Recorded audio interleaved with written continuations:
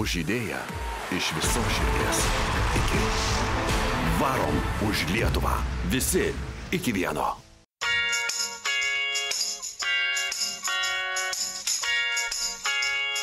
Iki ir pocius. Pocis. Iki. Reiškia varom į Pabradę. Varom į Pabradę, šauk piragus, mes atvarom.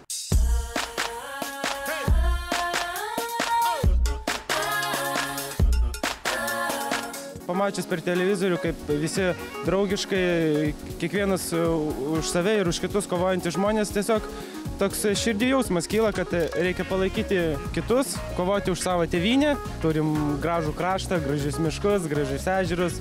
Šiaip nuostabius žmonės, jeigu vien pasižiūrint bent jau į sportą, tai galim pamatyti, kad netgi kiekvienoje sporto šakoje yra daugybė talentingų žmonių. Manau, turim tai vertinti ir branginti.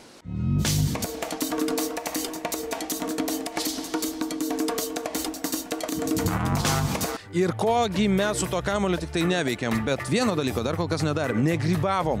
O grybų metas jau prasidėjo, man atrodo. Taip, grybų tikrai šiais metais labai daug, ypač vaviruškų, tai kad galima eiti pagrybauti. Aš žinot, ką tada siūlau? Mes turim 5 minutės, 6 minutės ir kas atneš daugiausiai grybų kamuoliui?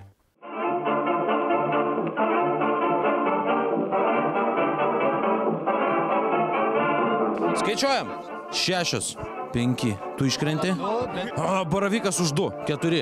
O čia čempionas, o tu čia dėlioji visą kolekciją, prašau. Tai sveikinam. Aš tau už tai įteiksiu iki monetą, gerai?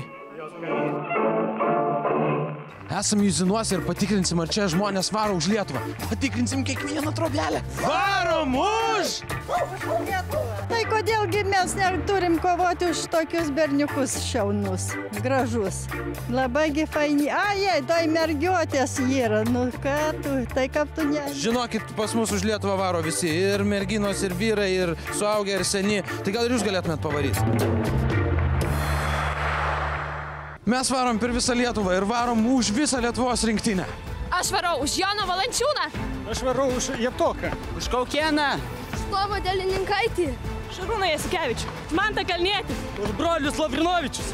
Mes varom už visą Lietuvą, už visus. Varyk ir tu. Jungiasi 3 milijonų rinktinę. Mes varom už Lietuvą! Už idėją iš visos širdies. Iki.